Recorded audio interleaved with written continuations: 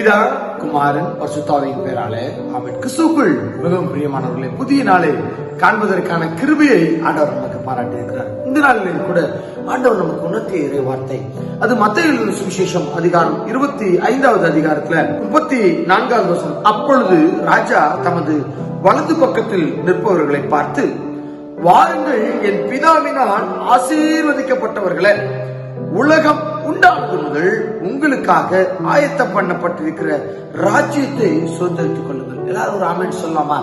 ஆமென். ஆம், கிறிஸ்துவுக்குள் மிகவும் பிரியமானவர்களே, வாருங்கள், என் பிதாவினால் ஆசீர்வதிக்கப்பட்டவர்களே.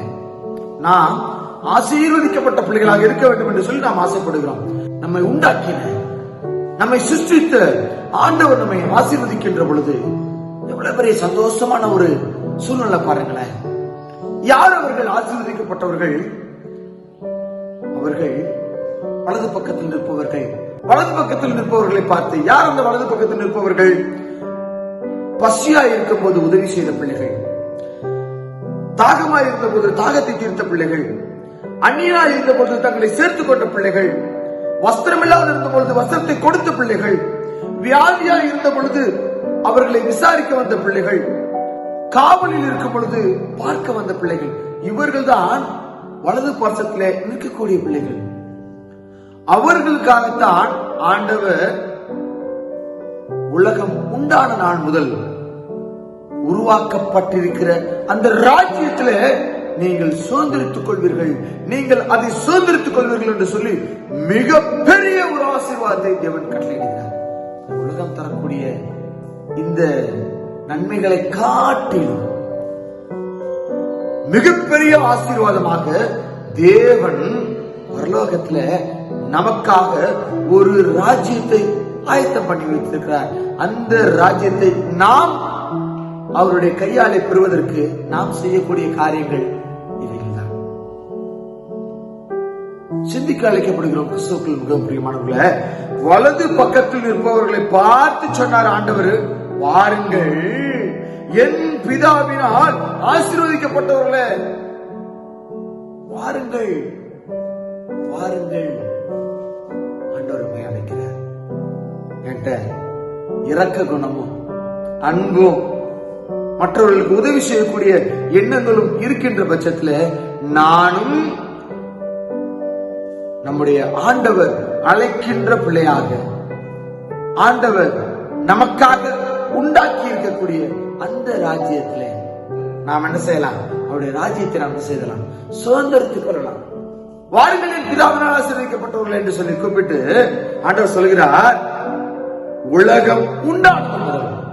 எப்பங்க இந்த உலகம் எப்ப உண்டாச்சுன்னு யாருக்குமே தெரியல. எத்தனையோ ஆயிரம் ஆண்டுகளுக்கு முன்னாக உருவாச்சு சொல்லி சொல்றாங்க. வேதம் சொல்கிறது, உலகம் உண்டானது முதல், உலகம் உண்டானது முதல் உங்களுக்காக ஆயத்தம் பண்ணப்பட்டிருக்கிற ராஜ்யத்தை சுதந்திரித்துக் உலகம் உண்டானது முதல் உங்களுக்காக உண்டாக்கப்பட்ட அந்த ராஜ்யம்.